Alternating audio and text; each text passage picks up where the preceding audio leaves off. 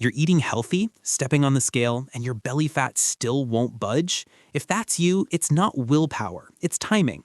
You're probably triggering an insulin surge at the worst possible time and turning off fat burning before the day even starts. In the next few minutes, I'll show you exactly which intermittent fasting windows melt stubborn fat without wrecking your energy. And at minute 5, you'll get the simple, repeatable plan I give clients to keep insulin low, protect muscle, and tighten the waist.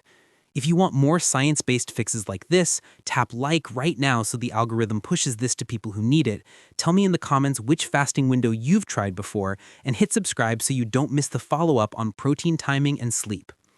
Here's the truth most videos skip.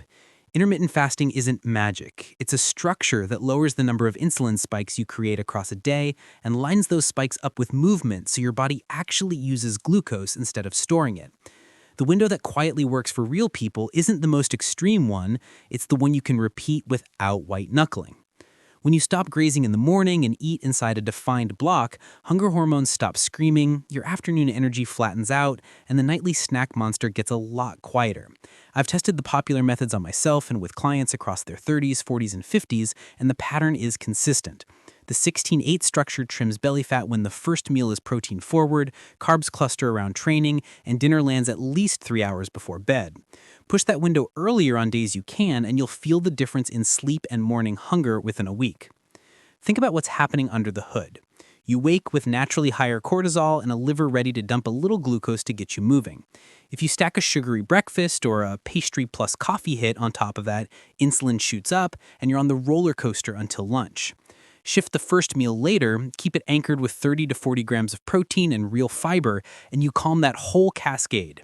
Appetite normalizes, cravings drop, and because insulin is lower, your body can actually reach stored fat between meals. That's why a clean 16-8 tends to beat the flashy one meal a day approach for anyone who lifts or wants to preserve muscle. You're fueling recovery while still giving your metabolism long, quiet stretches to burn fat. I tried OMAD for 2 weeks. The scale dipped fast, but sleep tanked and sessions felt flat because it's brutally hard to hit protein and micronutrients in one sitting without gut pushback. It looks simple, but it's not friendly to strength, mood, or anyone over 40 trying to keep muscle on. Alternate day fasting has a similar trap. The early water weight drop is intoxicating, yet recovery lags and weekends turn into a blur of catch-up calories. If your goal is recomposition, a leaner waist with the same or better numbers in the gym, those extremes backfire more often than they work. Circadian or early time-restricted feeding surprised me in the best way. A window like 10 a.m. to 6 p.m. aligns food with your natural clock.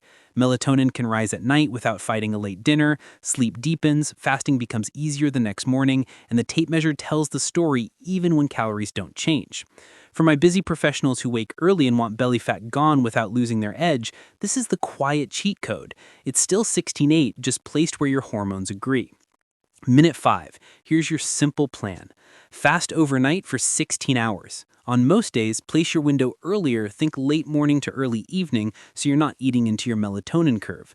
Break the fast with protein-heavy first meal, eggs with smoked salmon and berries, Greek yogurt with chia and walnuts, or grilled chicken over a big salad with olive oil and vinegar. Train inside the window. If you lift, do it within the first half and make the post-workout meal your highest carb plate of the day so glycogen refills your muscles instead of your midsection. Keep dinner lighter on starch, rich in protein and colorful plants, and close the kitchen at least 3 hours before bed. Hydrate during the fast with water and electrolytes. Black coffee or unsweetened tea is fine, but sweeteners make you crave, skip them. Once a week, loosen to a 14-hour fast and bring whole food carbs up a notch to guard against plateaus.